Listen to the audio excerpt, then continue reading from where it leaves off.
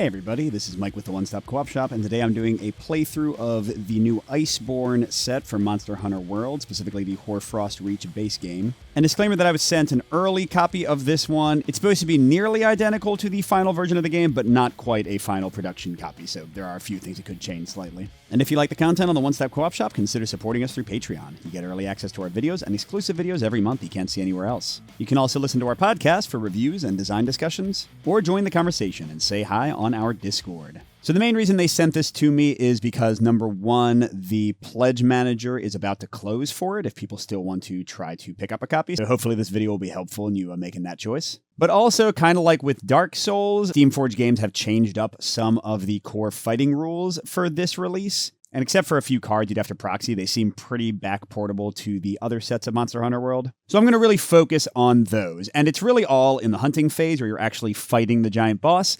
If you haven't seen Monster Hunter World before, Colin did a playthrough a while back. I did a review of the system. And you can play the game as one-off arena battles. That's what I'm going to show you today. Or you can play it where you're going through a campaign, leveling up and crafting new gear, and hunting different people. And there you have this tracking phase where you're kind of going through a sort of choose-your-own-adventure-ish narrative kind of thing before you actually get to the monster. But again, we're skipping all of that and just getting right to the battle, because that's really where the rules have changed. If you want to see what that whole tracking section looks like, go and watch Colin's old playthrough on the channel. It'll walk you right through it. So here I'm doing the Banbaro Investigation Arena quest. This is the second version of one of the easier bosses in the game. So not a super hard fight, but not quite a tutorial. So let me walk you through what's going on with this particular boss and the two characters I'm playing with. And as things that have changed from the old game come up, I'll discuss them. Now, I'm not a super expert on Monster Hunter World. I have not played it, basically since I did the previous videos. So I can't guarantee that I'm going to get every single change correct, but I'll try to cover most of them. All right, so my first character is the Great Blade Hunter. And when you play the arena mode, you can customize your equipment, but I just use the basic stuff they suggested. So I've got a leveled up Great Axe, the Mammoth Great Axe. If you haven't seen Monster Hunter World before, your weapon determines the card composition of your damage deck. When I attack the monster, I'm going to draw from that, sort of Gloomhaven-ish. And it'll also impact your action deck, your attack cards. Here I took out 3 copies of the Rising Slash card, and I added 3 copies of the Brutal Slash card. So your weapon is by far your most important card in terms of really changing how the game plays. And then I've got some armor as well. I don't have a mantle yet in this level. And all that matters to this armor is that some of them have an armor value. I don't have any elemental defense or anything kind of cool like that. So my helm and my greaves are giving me +1 armor each. So I've got 2 armor overall against physical attacks, no defense whatsoever against elemental attacks, especially the ice attacks that the Banbaro will be throwing at me. I start with 8 life. I randomly took one of these threat tokens. I have 5 threat, and my other guy has 6, which means the boss is going to prefer to attack them when situations are tied. And this is also used to mark when you've taken a turn. So I just flip this over when the Great Blade person is gone. And when they're both flipped over, they both flip back. So basically, both hunters have to have gone once before I can activate a hunter again. In solo, controlling 2 hunters, and also in 2-player, you each get a Palico card, these little cat helpers. So for the Great Blade, I've got a Choral Orchestra attack boost. It says once per quest, your hunter may ignore the amount. This is how many attack cards you can play based on the monster's activation, and play up to 5 attack cards during your turn. So basically, I can just go ham and try to demolish this guy once per game. And yeah, these are my attack cards. That's my damage deck. I'm drawing 5 attack cards for the Great Blade, and I'll explain what these mean in a moment when I actually take my first turn. For now, let's just leave them over here. My other hunter is the Dual Blades Hunter. I guess I just wanted to go for damage this time. They've got the Mammoth Direbones, again, doing their card composition. You'll notice that they have way fewer high-value cards and a ton of just 1 damage cards, only a single damage 3 card. Because their whole thing is that they can play lots of cards and they can move a lot. They're a very mobile hunter, whereas the Great Sword one is just kind of standing there and smashing you. And their Palico is Wrath of Meow. Once per quest, select a monster within 3 nodes of your hunter and draw 3 damage cards from my own pile as if resolving an attack card against it. So I just get to kind of smack the guy for free once. And looking at the Banbaro themselves, they've got their regular activation deck. We're going to see that in a second because the monster always takes the first turn, as you'll see. And then this Enraged deck. They've got 55 life. This shows their level. Their resistances. We don't really have any way to do elemental damage with our current items, so that doesn't matter much. And they are resistant, but not immune. That's what the 2 stars mean to every status condition except Blast. If they had an X, they'd be completely immune, but we have to like double up on these status conditions to actually make things happen. And these are their 3 areas. So they've got their head with 1 armor, their tail with 0 armor, and their sides with 1 armor. So hitting them from the back is going to get the most damage through. And these values here with little stars are their break values. Some of our attacks are going to put break tokens on their body parts. And when we get enough to equal this value, we break the body part and we get some advantage. For the head, they won't have any armor anymore. For the sides, they'll be able to stun us less frequently. And for the bottom, they just get rid of one of their cards. That one's not too impressive. And most annoying thing and special thing for them is the Terrain Terror ability. Whenever they do specifically a head behavior card, and you can see which card is coming next. So like this one is telling us that it's going to be something related to their sides. But when they do a head behavior card, if they move through terrain, you'll see that there's snow and rocks on the board. Their attack's going to become an ice attack, which will completely ignore our armor instead of a physical attack. And then they'll also like move the terrain around with them. So yeah, that'll be great. A few other things to show you. We automatically get some tracking tokens. Normally we would earn these through hunting down the monster, but in the arena mode, you just get a few. This one's going to let us take an extra player turn once, and this one's going to let us play an extra attack card during a player turn once. We've also got, and this is one of the biggest changes in the game, we've got item cards. We start with 1 potion and 1 ration, and 2 reusable whetstones. These never go away, but the potion and ration are single use. And this is, again, one of the big changes. In the old version of Monster Hunter World, you would kind of have to take a null turn, like not attack at all on your turn, to use healing items or to use the whetstone. Whetstone's letting you take all your damage cards, which are getting used as you flip them, and shuffle them back into a deck, basically sharpening your weapon to hurt the boss again. Now, instead of having to waste an entire turn, you can play one of these into your line as one of your action cards. You'll see that in a second when I get to the boss turns. And then basically you need to not be hit by the boss, because if you're hit, it goes back to your supplies. You don't lose it. You can still use it again on a future turn, but you don't get to resolve it. But if you can avoid getting hit until your next turn, then you get to resolve the card, healing yourself, getting rid of all the cards on your stamina line, or sharpening your weapon. So that's one of the big changes. Again, we'll see that as we go through the game. And the other biggest change, which you'll see in a moment, is how stamina is resolved. Basically, we're going to be playing cards onto these little spots from left to right, and they made it a little bit easier in these new rules for stamina to be taken off your board. But let's jump right in and actually get to the fight and show you how everything works in detail. So the monster always takes the first turn because their activation cards are what will tell us what our turns will look like, how many of us get to activate and how much we get to do. But first, I got to put my people on the board. Here to give you a fuller look for a moment. The rock terrain, if we are on it, we can move off of it for free, so it just gives us a little bit more mobility. And the snow terrain makes us dodge worse. If we're trying to dodge attacks while we're on that, our cards will be less useful. So not incredibly impactful terrain, except that, again, the Banbaro is going to be like running through it and making their attacks icy. Let's have the Great Blade do there, and the Great Sword there, and we'll see what happens. Okay, so start of a turn. I take the activation card I could already see. And again, this gives me some key information. It is a side attack card in some fashion. And this symbol means the monster is going to prioritize the closest hunter to it, although right now we're equidistant because diagonal distances are kind of the same. Whereas an eyeball symbol, like what's going to be on top of the deck next, would make the monster prioritize the farthest hunter from it. All right, so we flip it over, and it is a left hoof stomp. This is going to work out pretty well for us because they're not going to attack. So this is telling us they're prioritizing or targeting the closest hunter, and they're going to attack with a bunch of stuff. So let's kind of break this down. I'll go over to the Banbaro to show you what it means. So this part is their attack. This part is their movement. If the movement was to the left, they would move before attacking. Here, they're attacking and then moving, which is fantastic for us because we're not very close yet. So this is their range, and these are the arcs they are targeting. Front, side, rear. You can kind of figure that out. And there are, although it's kind of hard to see without them painted, there are little arrows to point to where those arcs are laid out. So here they would have hit every hunter within one range to the front, to the right, or to the rear of them. This is how much damage they're doing. This fact that it's just spikes here and no other symbols means that it's physical damage. It would have also put a stun condition on us. And this is the difficulty of dodging it, which is a 3 here, which corresponds to these yellow values on our cards. We can basically put cards from our hand face down onto our little stamina board with a value of at least 3 in this case to dodge the attacks. We're kind of wasting cards and filling up our stamina, but not getting murdered. But here, none of that happens. They're just going to move 3 towards the nearest hunter. But in this case, we're each 3, 4, 5 away, so it's not going to matter. What is going to matter is that my dual blades hunter has a threat of 6, so they're the priority here. And the monster is going to move 3. So before and after each movement, the monster will rotate to try to be facing my character or to have them in their front arc. Here, it's not going to matter much. They can just kind of run straight forward. And they need to be decreasing the distance with each movement. But when it's equidistant, we could choose. So like here, they could go here or here, but I kind of want them to be between my hunters. So let's just have them go 1, 2, 3. That seems to make sense. And yeah, they're here to say hi. And their next card is a face card, so they're probably going to prioritize stuff in front of them. And that also will activate their little, if they move over terrain, ice damage thing. But we finished with this. Now we get to this. This tells us how many hunter turns we get to take.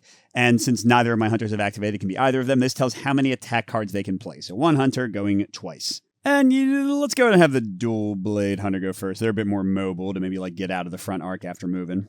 So let's look at their cards. So some cards have no yellow line. In this case, both these feints.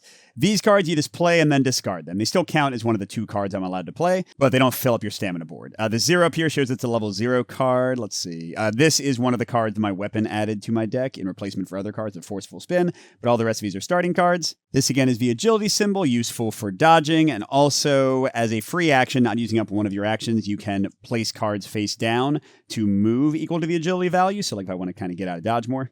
By the way, wow. I got all 2 agility cards. That's pretty crazy. And then most attack cards that actually go on your stamina board will have a unbroken yellow line like this. In the Great Sword deck, you'll see more ones that have like a little kind of ending arrow on the right. That means when you play those, they're like finishers for your turn. You can't play anything else. Your turn ends immediately. But the dual blade one doesn't have those, or at least not many of them. So let's look at my options. Feint. Discard this card to discard any 2 attack cards from your stamina board. So pretty amazing one to dodge with or just to get my stamina back. Demon Mode is a key one that combos with some other cards. So this is definitely going to be my first play this turn. It says if this card is played onto the first slot of your stamina board, draw +2 damage for each other attack card you play this turn. Now, the kind of bummer about this is that we're only getting to play 2 cards, so I'm only going to be able to do like 1 of these attacks, but hey, it'll still help. Oh, and I forgot to say that is the range value. This is the combo value. You cannot play the card unless that many face-up attack cards are already on your board. That's a bigger thing for the Great Sword Hunter. Again, the dual blade doesn't really use that. And this is the break value, like I said, to slowly break their body parts. Not getting anything for that. Okay, so we've got 2 attack cards. Forceful Spin lets me move once towards the monster. I have to get closer. That's what the up means, whereas this is free movement when it's in the center like that. I attack for 1 damage card, and then I also place a stun token on him. Now, again, the Banbaro is resistant to stun, so I'm going to need 2 tokens. I'll show you that again in a second. And this says, for each damage card you draw, you may discard 1 additional card from your damage deck to add +1 damage to the total result. 1 range, no break. The Rapid Spin would let me move a bit more before attacking, but is not really any better than that. So yeah, I'm going to play Demon Mode and Forceful Spin. And they just go right on there. There we go. So I get to move 1 towards the monster, then I can do a 3 damage attack and place 1 stun, and for each damage card I can decide if I want to draw another one. Or not draw another one, discard from my deck, making my weapon less sharp. Okay, so I get to move 1 towards. Here I'm between their forward and side arc, so I can choose which one to attack. But since I'm not breaking and they have 1 armor for both, it doesn't really matter. So we'll just say front. Again, not a big deal. All right, I'm drawing 3 damage cards. Most of them are going to be 1s for the Dual Blade Hunter. Oh, we got my R1-3. Oh, man. Okay, that changes things up. Because the Forceful Spin's ability to discard additional cards to get bonus damage wasn't going to make sense if I still had my 1-3 in there, but now I just have 2 2s and then all the rest are 1s, so I think I should just use that to its max, right? So sure, I'm doing 5, and I'm going to discard 3 more cards. I'll have to sharpen my blade soon. And, oh, that's awesome. None of them were 2s, so the 2s are still hanging out in there somewhere. So I've done, so the values of those doesn't matter. I'm just discarding them for that ability. So I did 5 plus 3, 8 damage, reduced by 1 for the side armor, so 7. They are down to 48. That was a fine first hit. Good job, Dual Blade Hunter. And I get to place a stun token on them. That's from the card. And this is where the 2 stars come in. So the stun will proc. It will have an effect on them. Once they get 2 of these tokens, the first one just hangs out there forever until I can get another one. All right, now my turn doesn't have to be done yet. Once per turn, you get a free walk action, which just lets you move 1. And this dude's trying to do something to his front, right? So sure, let's move 1 there. And then I could also place some of the cards from my hand face down into my stamina board to move their agility value and extra movement. So I could like sprint 2 more, but for now, let's just stay next to him. This card seems to be targeting the farthest away hunter with the head, so I think it's going to be the greatsword no matter what we do, and we'll see how things go. So when in my turn, let's run through these steps, and there's some slight differences with the stamina board if you played the previous or watched previous videos. So it says draw and resolve 1 time card. The time deck is your timer for defeating the monster. This will vary based on how you tracked them down if you play the full game, but for the arena mode, they just tell you how many. So here I've got 30. I flip the top one. It says Nitro Toad. Roll a die. If you roll a 1 or 2, your hunter may dodge the Nitro Toad with a dodge value of 1. Otherwise, this I think it's the blast. If you roll 3, 4, 5, or 6, place 1 blast token on the quest monster's physiology card. All right, so we got a slightly better than average chance. There we go, that it'll affect the monster. And that might sound cool because look, blast is the only one with a single star. So boom, it procs. And you know what it does? It lowers their armor value until the end of their next turn, which is going to be now. Actually, there is a chance some of the new boss activation cards actually have an action for the hunters on the left before their action resolves. So we could potentially get the chance to use this to lower their armor, but there's a good chance that they'll just immediately get rid of it, so it won't matter. All right, now here's the big difference from the previous game. It says you may discard either 1 face-up attack card or up to 2 face-down attack cards from your stamina board from anywhere. In the old rules, if I'm remembering correctly, I'm pretty sure I am, you'd only get rid of 1 card to the right, which made putting cards face down for sprinting or for dodging way more expensive. But now if I use like 2 cards for dodging, for example, I can discard both those cards at the end of a single turn. So basically your stamina board can be cleared out a bit more quickly. And also you can leave specific cards more easily because you get to choose which card to discard instead of it being the rightmost. So for example, here, the Dual Blade Hunter is way better with Demon Mode. On their left, some of their other cards will combo with that. So I'm going to discard the Forceful Spin. I didn't have to discard anything, but I want to leave my my board free and open to do cool stuff. Then I can discard any number of cards from my hand. They're all 2 dodges. I don't want to because dodging can be so important. 1 hit from the monster can knock you out sometimes. And if you get knocked out, if you faint too many times, you lose automatically. But yeah, I could have discarded any number of cards from my hand. And now I'll draw back up. Got a Lunging Stab and a Blade Dance. Cool. All right, so that was our 1 hunter activation. We turn it to the 0 spot now. And I flip my Dual Blade Hunter token to show that they've gone. Wait, which side is maybe the grayed out side is the activated? I don't know which one they mean. As long as I keep it consistent, I guess. But, I feel like the white should mean they activated. All right, let's see what head thing they... Oh, cool. This did work out. I mean, not a lot. But we could do 1 hunter turn for a single card to kind of react to this. And then the dude is going to go toward the farthest hunter, which is going to be my greatsword guy, for 4 movement, and then smack him in the face with an 8 attack that needs 3 dodges. Let's see what the greatsword's cards look like. That's a 2. Okay, so they need to do like the charge up and 1 more card. Oof.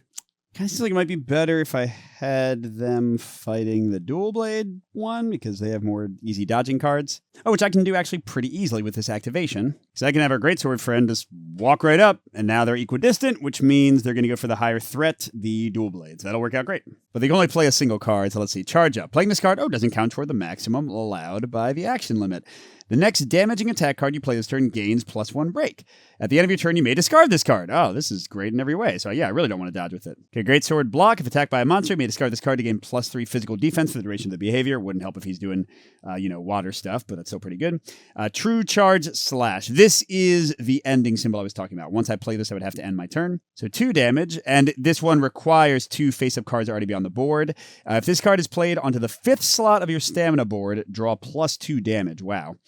Tackle lets me move first, then attack, and then stun, which would actually work. That's cool. And then overhead slam. For each other overhead slam you played this turn, draw +1. Okay, so seems like charge up and tackle is the way to go. So let's actually not say I walked yet, since the tackle will get me moving, then I can walk afterwards. All right, so I'm going to play charge up. Doesn't count toward anything.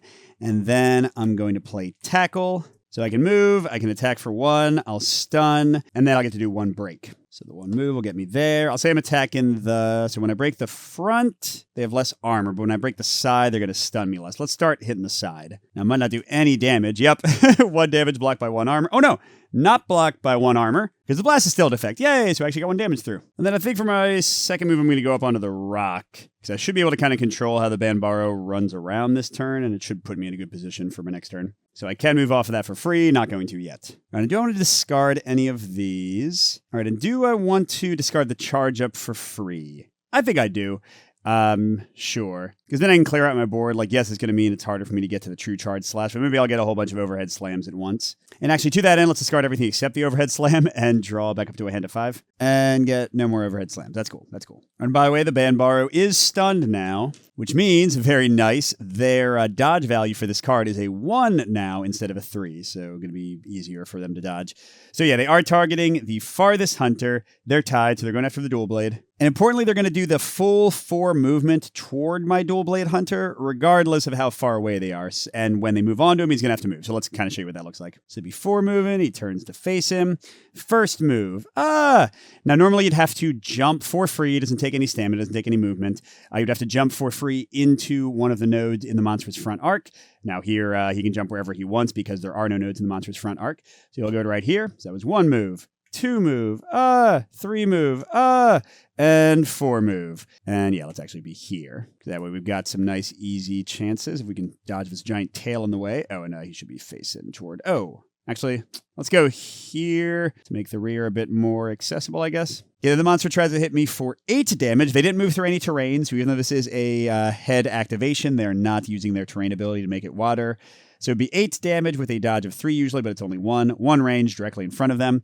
So even though it's slightly overpaying, I want to keep my attack option, so I'm going to discard the feint card for them. And when you dodge, however much you paid, you can do up to that much free movement. So let's get right behind this dude, and then we can smack him and run away. All right, beautiful, beautiful. So now we're going to do 2 activations. And since they've both gone, I can start with either one, each getting to play 2 cards. And then the next card will be a closest side attack. All right, let's go ahead and have the dual blade go first. That's where my dodge card went, by the way. So I'll flip them over, and what do they want to do? They can play 2 cards. Blade Dance. Before drawing damage cards, you may choose to draw 1 less to move your hunter 1 node. Nope. Rapid Spin or Lunging. Ooh, if this is the first attack card you play this turn, draw +1 damage. By the way, how much? You know what I think I'm going to do? I think I'm going to Sharpen, so I'll show you how that works. But let's go ahead and do the Lunging Stab first. So I can move up to 2. Yeah, I might have overcommitted a bit. I'm going to move 1 to be on the intersection between his rear and his side. Then I'm going to draw 3 cards. See, I'll be here. I can still hit his back to get no armor value. And hopefully I'll draw 1 or both of my 2s. Ah, darn it. The last card is a 2. So that's 4 damage. This gets him down to 43. Now, importantly, once he's at half life or lower, he's going to start using enraged activation cards instead of regular ones, which are nastier. Since this guy started at 55, it'll be when he's at, 27 or lower. So we're still pretty far from there. But now it's item card time. So I'm going to use the whetstone. The rations of the potion are single use. The whetstone is reusable. And I put it face up on my stamina board, just like an item. It counts as one of my attack cards. So since I get to play 2 cards, that's 1, 2. And if I take any damage before I get my next turn, it's going to go back to the supply. And that's the same for potions too. You don't waste them if you get hit. But if I don't get hit at the start of my next turn, I return this card to the supply and I sharpen my weapon. I'm going to shuffle all of my damage cards back in. And I can still move or sprint. So what's this dude doing? He's doing a closest attack to the side. So yeah, why don't I just maybe walk? Should I sprint away? I mean, theoretically I'll be okay if I just stay there and like the Great Sword moves behind here. Oh shoot, I forgot to draw a time card for the Great Sword's regular turn.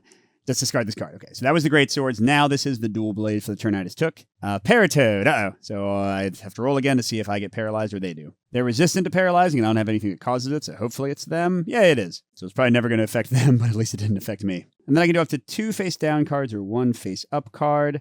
So yeah, let's get rid of the Lunging Stab, because it'll be a lot easier to get rid of that later. And then do I want to keep any of these? I mean, Blade Dance is a straight-up 2 attack. So that one's pretty good. Rapid Spin has a 2 value. Feint has a 2 value.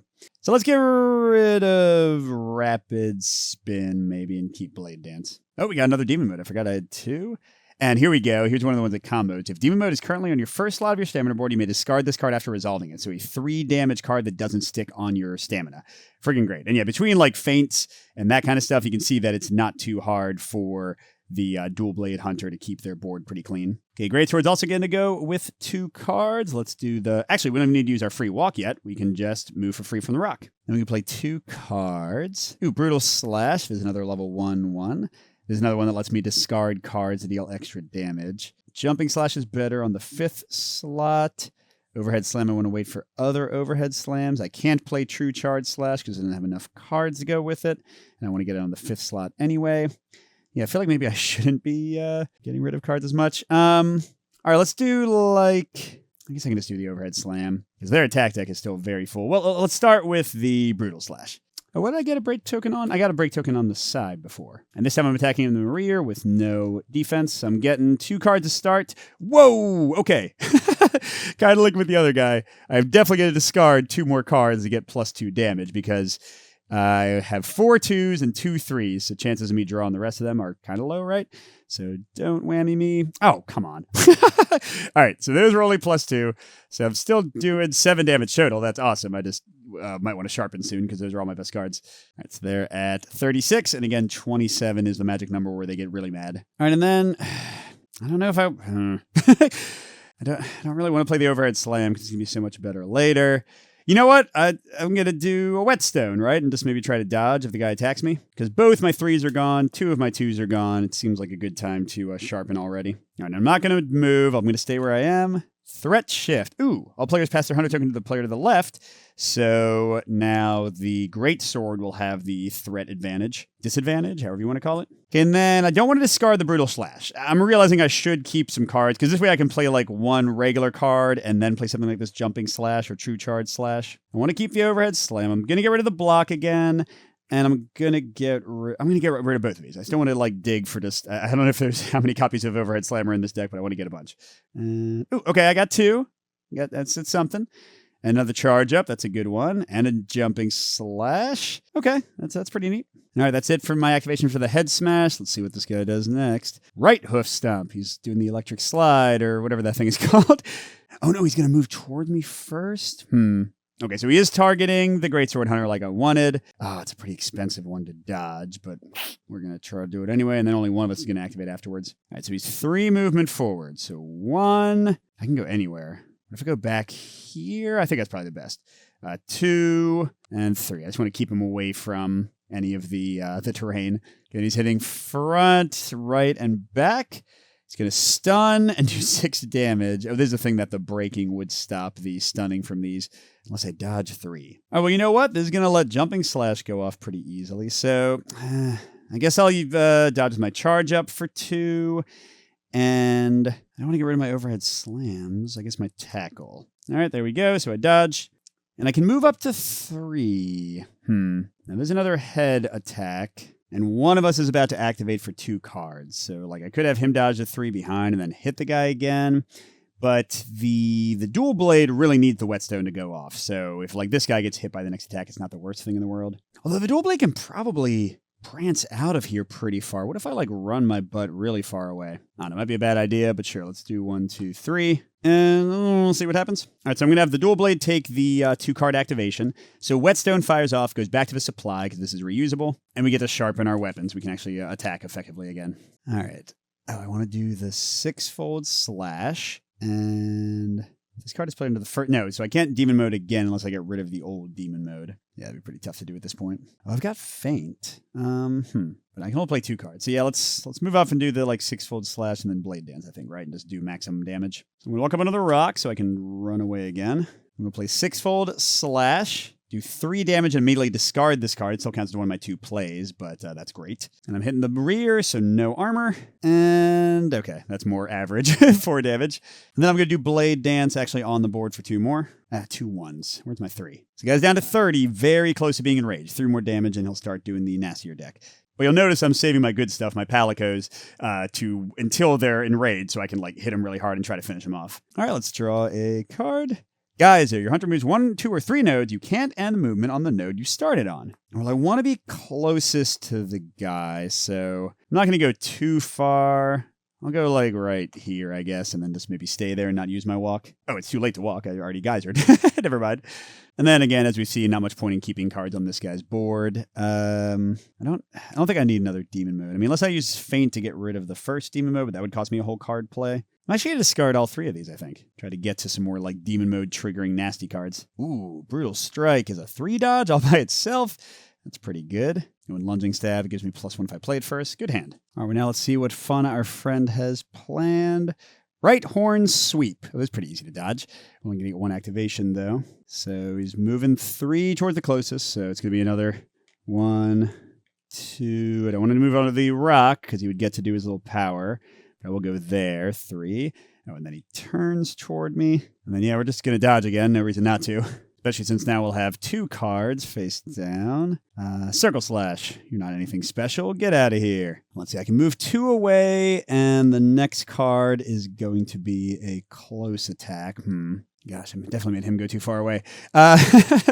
So maybe I go like here-ish. I kind of don't want to be anywhere in that snowy region. All right, then the 2-card activation has to be our guy here this time. And the whetstone triggers right away, which means we get our 3s and 2s back in. Then, yeah, what the heck am I going to do here? Okay, I think this is the best I can do. Free walk for 1, move for free off the rock for 2. And the jumping slash will let me move, so I'm going to use one of the overhead slams I was saving for a sprint to move 1. And then I'll play a jumping slash, which is the 5th card. And I still could play another action. I'll have to decide if I want to. Oh, wait, no, I can't play jumping slash. Shoot, because it needs 2 face-up attack cards. I don't have that. So I guess we'll sprint with this one. Oh, but then I can't do the overhead slam combo because I'm not going to sprint at all. I'm not going to do stuff this turn. Yeah, in fact, then let's just stay there for now, right? Yeah, the dual blade guy has that one really good dodge card in their hand. They'll be okay. All right, I'm doing a time card. Poison Cup. See if we get poisoned. We don't. They do, but their resistance is not doing anything yet. If they get another one, I think they take 2 damage, so nothing that earth-shattering anyway. Then definitely going to discard both of these. And get rid of jumping slash and going for all the overhead slams. Come on. Ooh, I got a 3rd one. So what would that do if I was able to play all 3, which would be kind of tough to do? So do 1, then the next one would do 2, and the next one would do 3. That's decent. Of course, Brutal Slash would do like all that by itself. Now we're kind of far away. Don't do anything bad to us, or you're just going to sweep us. So they're going toward the Dual Blade Hunter. It's only a 2 dodge. And yeah, that'll be fine. So 3 movement, and ooh, we'll both get to activate for 2. So 1, because I can choose, so they don't get their bonus. 2, 3, and I have to pick here or here. I guess here to leave more open to the greatsword, maybe. Oh, and then, geez, this is the only one that has 2 or more dodge, so I guess I'll use that so I can at least do something on my turn. And then I can move 2, or actually up to 3, right? So yeah, let's get right where there's no armor. All right, and 2 activations, 2 cards. I'm going to have me go first. And clearly I got to do lunging stab, right? Because I'll get to do 3 damage instead of 2. And then these blade dances aren't doing much of anything right now. Now I wish I had the feint to clear out some stuff. So 1, 2, 3. Oh, good. I got the 3, but are those both the 2s? No, I got 1 too earlier. So one of these 2 remaining cards is a 2. So that's 5 damage, which means we're down to 25, and they are only using enraged cards now. Uh-oh.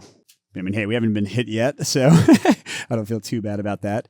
So the new card is going to go for farthest away with a side attack. I think I'll retreat just a bit with my walk to be not too close. And then clearly we'll discard 2 of these. And yeah, I have no attachment to either of these blade dances. I need to sharpen, but I can't put my whetstone down yet. Can't fit it. So we'll draw an all-new hand. And hey, there's some good dodges. That's nice. Although I'm not going to be able to do a lot next turn, like maybe do a hit and then whetstone, and that'll be it. All right, how about the great sword? Still kind of out of range. I want to do my overhead slam combo, especially now that the monster is already enraged. So I think I can do it with 1 sprint. Let's see if this works. They get 1 free for the rock, 1 free for the walk, and then, yeah, the sprinter right there. Cool. And then I want to play 3 cards instead of 2, so I'm going to use my tracking token to get a bonus play. And go 1, 2, 3 overhead slams. And just fill my stuff entirely. That's not great. But it's 1, then 2, and then 3, so 6 cards total, all with no armor. So 1, 2, 3, 4, 5, 6. Where we got 1, 2, 3, 4, 6, 9. It got a little better at the end there. Nice, he's down to 16. We could kill him with a few more big turns. We actually could get 1 more hunter turn, but let's wait a second on that. Okay, time card, tactical shift. Oh, up to 2 hunters may move 1 note each. It seems like we probably don't want to be right next to each other. So maybe he'll go up here and he'll go here. And then I guess I want to get rid of the brutal slash. My deck's getting close to being shuffled, and I like that card more than hunting for overhead slams. I want to keep this brutal slash and just draw 4 more. Oh, looks like there were 4 copies of overhead slam. There's the last one. All right, got decent dodge numbers. All right, and let's see our first enrage card, tackle. Oh, that's actually not too bad. And we get to have both activate. Yeah, this will be okay. They are going after the dual blade, moving 4. So I guess like 1, 2, 3. Oh, crud. Well, no, if they go here. Oh, no, that would. Yeah, I'm thinking if I like retreat to here, then we'll both get hit. What if they went here? Then they would turn there, and they're not doing a front attack, so 4, and I could run to here, and then they turn like that. There we go. Just didn't want them to be hitting both of us. All right, they can dodge the tackle with rapid spin. Yeah, that'll do it. Okay, so that would leave them one spot left to attack. Although, man, they're going to I should have saved a feint. I don't think I can get my whetstone going. But I can move 2, so we're both going to get to activate here. So sure, I guess I'll get behind him. Okay, let's have a dual blade go first. What's Clutch Claw? Choose a monster or terrain node within range. Discard this card. Ooh, discard it. Ooh, to move up to 4 towards that terrain node. So I can just kind of teleport out of here. That seems good. And Blade Dance seems like the clear one because I know there's a 2 in there, so I don't want to use Brutal Strike. Okay, so let's play Blade Dance as one of my 2 cards. And I'm not going to do less damage to move. So that gets me 3. I got to sharpen my weapon so I can use Wrath of Meow to get 3 more attacks and finish this guy off. All right, so 3 gets me down to there. Okay, the next attack is going for closest. I was going to try to like teleport away. Maybe I don't want to since I can dodge better. So forget Clutch Claw for now. Oh, but the Greatsword has the higher threat value now. Oh, wait a second. Greatsword has Clutch Claw as well. So let's play it, and we can like both get out of here. So I can go up to 4 away. I don't know. Let's go up to this rock. Then the Greatsword's in a similar position where they could play 1 card and then Clutch Claw. To walk here to have no armor to worry about. Then I guess Brutal Slash. Yeah, that's definitely the way to go. So boom. So we're doing 2, and then we can discard up to 2 more for +1 damage. Let's hope we get yes. So we'll definitely do it. So that's 5 plus. Okay, 2 went, but that's +2 more. So 7. So my dude is down to 6. You're not long for this word, friend. Which makes me think Clutch Clawing is kind of silly. Would it be stupid to do? So let's see. I can pick a node up to 4 away, but I can only move 4 toward it. So like 1, 2, 3, 4. Okay, so I can't quite get to that one. Oh, wait. I forgot to do my freaking everything at the end of the Dual Blades turn. So time card, threat shift. Oh, so he is the more threatened one now. Interesting. And then we can get rid of these. Okay. And then they'll keep both of those because they have high dodges. All right, now back to our Greatsword. Oh, another threat shift. Never mind. And they'll get rid of another Brutal Slash. And definitely get rid of Overhead Slam. Tackle. Nah, we'll just keep the Brutal Slash. Because then we get to shuffle and hopefully draw some good stuff again. Although, honestly, neither of them have enough attack cards to probably finish this dude off. Yeah, we need to Whetstone ASAP. Well, let's see what the next Rage card does. Horn Scrape. Oh, no, this is a head attack. Okay, so they're moving 3 towards the closest. 1, 2, 3. 1, 2, 3, 4. Okay, so they're going toward him.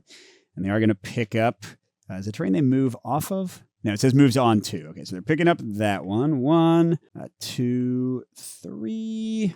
No, we can go over here. Whoops, went off camera, Mike. There we go. And then it's just going to hit them for 7 with a 3 dodge, and then one of us will activate for 2, although I think we're going to use that to activate both of us, right? And so this is going to make their attack an ice attack, so physical armor wouldn't work at all, but we're going to dodge it, maybe. Oh, crud. No, he can't dodge, can he? Yeah, he's only got 1 spot and no 3 value cards. So, hey, finally we're getting hit for 7, not quite fatal damage. And then he puts this somewhere on his front arc. Let's put it there. So, yeah, we go down to 1. But not quite faded yet, and you can feint twice and then wake back up before you actually lose. On the 3rd feint, you lose the game. All right, so like I said, I'm going to have them both activate for 2 cards. Greatsword can go first. I don't know what they're going to do here. I guess they'll get the Whetstone down and then pray, because that's the best they can do. Well, the next card says it's prioritizing closest. So if I use their free walk to go here and then have the Dual Blade like get there, we should be okay. Remember, they got to do a time card, Thaw Puff. Until your next turn, your hunter gains +1 ice and can't suffer ice effect. Place the ice on your hunter's weapon as a reminder. The protection from ice is pretty cool. I guess actually... Oh, no, but the next card is not a face card. I was going to say if he attacked us and it became an ice attack, then I'd be immune to it. My weapon having the ice characteristic is useless because, as you can imagine, the ice monster is immune to ice. So it's not going to do anything. All right, and then we'll get rid of one of these overhead slashes. And... I just want, like, big things. I got both Brutal Slashes. All the rest of these are 1 dodge. I'm going to get rid of all of them. Nice. I got my charge up that I can play for free. This is potentially good. Assuming I get my Whetstone back. Okay, and then Dual Blade. Gonna Whetstone. And I think that's it, because I don't know if I can actually, like, hit him right now. And all of these are 2s or 3s, so I'm just going to keep them all and get rid of a Blade Dance, I guess. But I'm going to walk to right here to be the nearest to this dude. Oh, I can't just get rid of a Blade Dance. I got to do a card. Paratoad again. Oh, this would actually paralyze him. Let's see what happens. Nope. That paralyzed me, so I got to discard down to 2 cards. Ouch. I'll keep the 3 dodge and the 6-fold slash. That will do 3 and discard itself. All right, might be able to kill the guy this next turn. Retreating smash. I don't like the sound. Ooh, we can play 3 cards, though. So he's targeting me. He's going to hit first and then run away, but only 3 dodge. So, okay, this will be fine. So he faces him, and he attacks for 8. Oh, man, we're just going to have a hard time reaching him now. But I'll dodge with Brutal Strike for 3. Ooh, wait, I can move 3. So 1, 2, 3. Then, before his 3 retreat movement, he's going to face me and be like, oh, no, 1, 2, 3, I guess. It's still pretty hard for us to reach. Hold on. Let's say that I went like here. Then he'd be like 1, 2, and I guess stop and not do the final movement, maybe? And yeah, then the Great Sword is in place to smash with 3 cards if he can fit them, which I don't think he can. So I'll trigger him. The Whetstone goes. How much damage do we need to do? 6? We can do that. All right, what's our biggest stuff? Brutal Slash. Brutal Slash. Oh, that's it. Yeah. So 1, 2. Each of these is going to do 2 cards, and then I can discard 1 additional card. Now, I am, unfortunately, hitting up on 1 armor. And even the 2 breaks won't be enough to get rid of it. But let's see. So the first one is 2 damage after the armor, plus 2. Oh, those were good. And then the second attack is got to be more. 1 damage after the armor, plus 2 more. So that's 4 and 3, 7. Yay! He is defeated. Now, the one other rule change that's pretty major but didn't come up is when you faint. So I do just want to mention that briefly. So when you fainted in the old one, then you would get to heal fully, so all the way back up to 8. You'd get to clear out your entire stamina board. Now, you didn't get to do a whetstone for free, so your weapon could still be dulled. But besides that, it wasn't that bad to faint. So they made fainting worse. Seems like everything else they did was to kind of help the players. They made fainting less good. In the old game, it really made sense to try to faint twice every battle because healing fully and like clearing out your board was such a nice thing to do.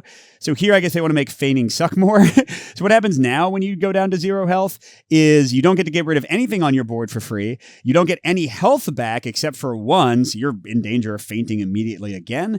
But you get to use for free a single one of the basic items. So I didn't really use these at all, but a ration will clear out as many attack cards as you want, and a potion will heal you as much as you want. Those used to be combined into one item that was just a potion that would heal everything, but now they're separated. Or you can use a whetstone. So you could sharpen your weapon. That was not an option when you fainted before. But yeah, I mean, the best you can kind of hope for when you faint is either getting your health back, but still potentially being totally filled up of cards, or getting rid of all your cards, but being 1 hit away from fainting again. So again, I can understand why they did that because it was way too good to faint and you kind of wanted to let yourself faint at least a few times since 2 wouldn't hurt you at all and only 3 would trigger the end. But it is a pretty big change. What do I think about the other changes? Generally, I like that you can more quickly get rid of cards on your board. The things don't fill up quite as fast, that it's easier to sprint and dodge. Although it might be too easy to dodge now. Now this was an easier fight, but you saw that I basically dodged every attack of the entire game except for 1 time.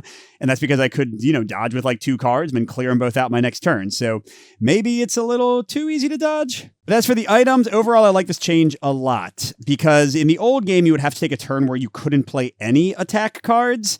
And it would kind of be like a dead turn just to maybe run away and sharpen your weapon and such. Now you can still do like a little bit of attacking and also play an item, and it plays into the stamina board mechanic. And then you got to try to make sure that person doesn't get attacked. So I think there's more strategy in the new way of doing it. But also it keeps things a bit more dynamic. You don't have to have a null turn on purpose to heal yourself.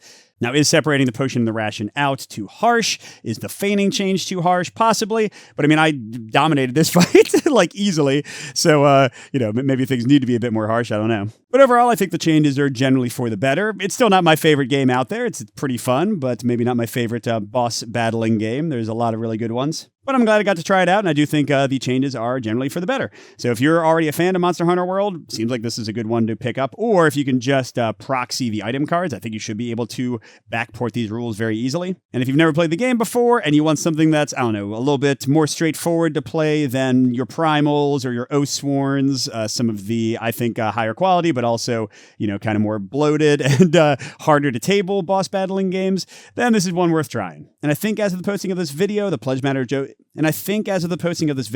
Manager is open for another day or 2. So go check it out if you're interested. Thanks for watching, everybody. And a special thank you to our biggest Patreon supporters, J. William F., Nick Skeen, Pedro Lucas, Steve Wren, Miles, and Wayne Scott. We'll see you at the next stop.